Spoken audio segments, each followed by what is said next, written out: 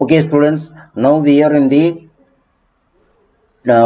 final or last video lecture of our subject Principle of Management. So already we have completed in the previous video lecture of Unit 5 Controlling. Today we are going to conclude our syllabus by providing this fifth video lecture on controlling.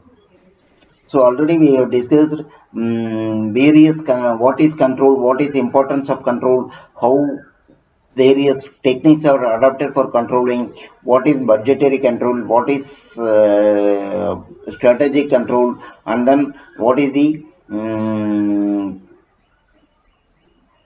what is the techniques adopted for controlling, what is the information of MIS, etc. Now we are applying the how they are adopted in the controlling system by the method of case studies. Examples will be discussed here. Introduction to performance measurement. Performance measurement very much important for taking any action for the organization. The action of process carrying out the accomplishing action task functions can be determined as performance. Performance management include the process used to manage corporate. Performance standards are the benchmark against which performance is measured.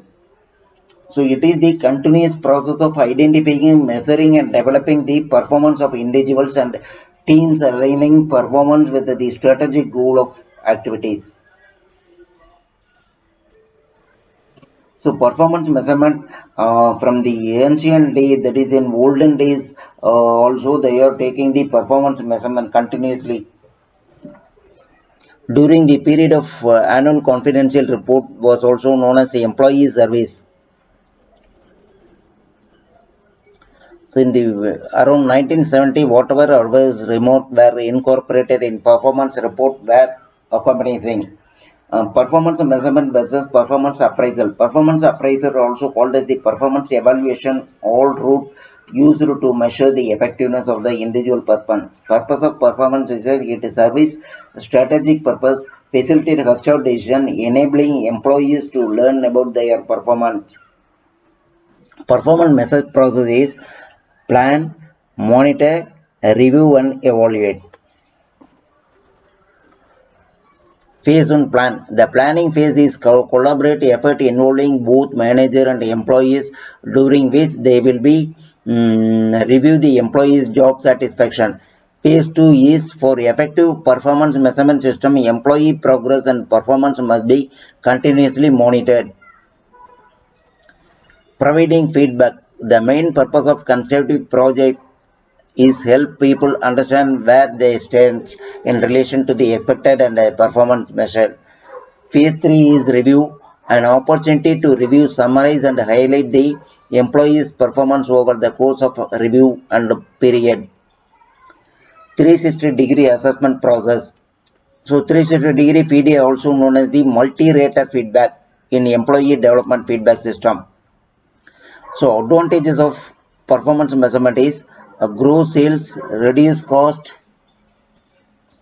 stop project over motivated workforce, optimize the incentive plan to specific goal for overachievement, improve employee participation, create transparency, improved management control, flexible responsible to management need, provide well documented communication process documentation. Problems in implementation of the performance measurement is decreased performance of individual and organization, lack of training, lack of addressing subsequently, lack of addressing, lack of conformity, lack of management commitment.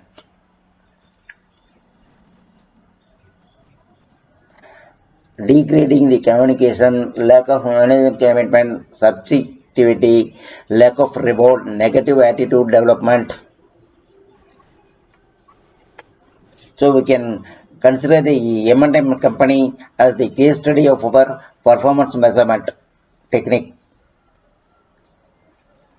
The PM process starts with the setting of business goal and organization objective. In organization goals set there in month of March every year.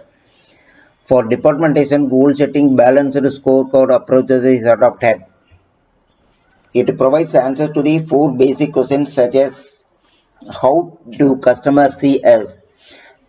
What must be we excel at? Can we continue to improve the create value?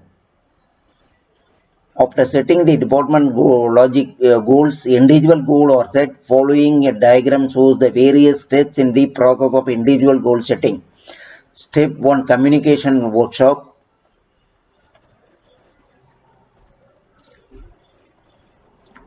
It is compulsory for all. Step 2, KRA, that is key result area setting. Measurable goals for every individual. Performance with respect to the KRA forms. Mid-term review. Mid-term review is conducted in the month of October. Even time they are conducting their October. Fourth one is performance. Fifth one is the feedback and counseling.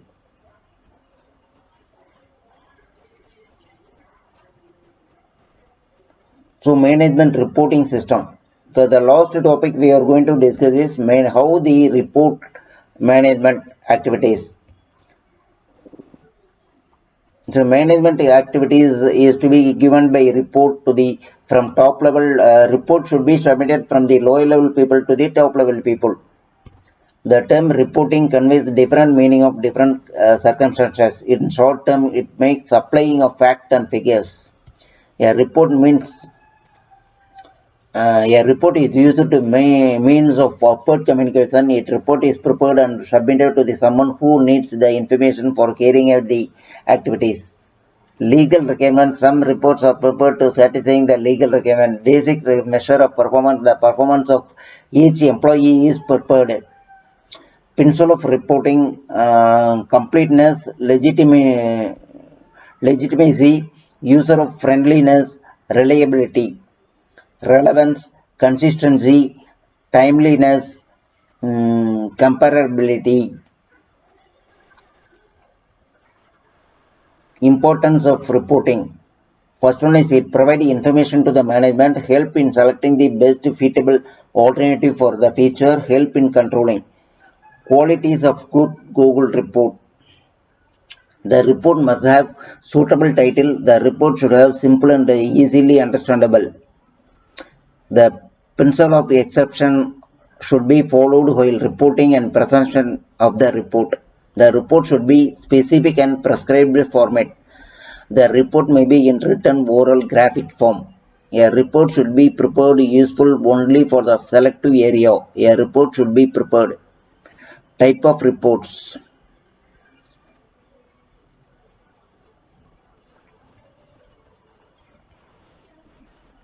Report.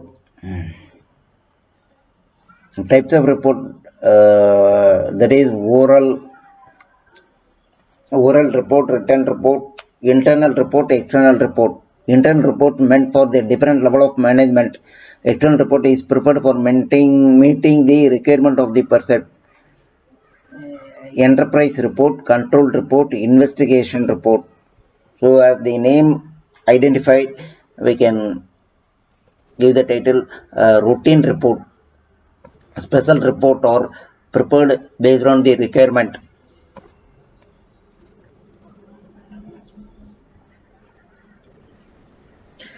Operating report and then financial report. Operating report provides information about the operation. Physical description report, it describes the physical characterization of a machine or device. Analytical report, examination report, laboratory report. So analytical report is used to analyze the data and take corrective action. Literature review, design portfolio. So it is a continuous one. It is changing as per the latest situation requirement. Oral report, descriptive form, comparative statement, diagrammatic and graphical representation of the form of report. Break-even chart, Gantt chart.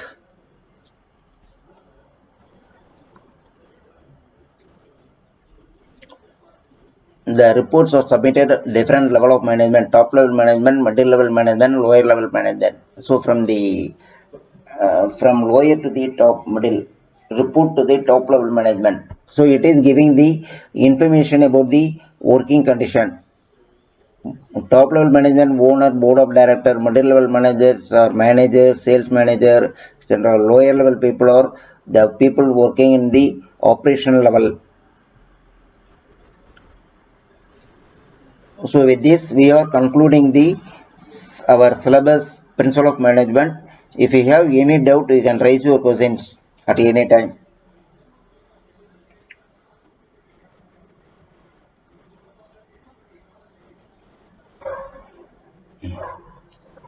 Any questions can be raised regarding to the subject.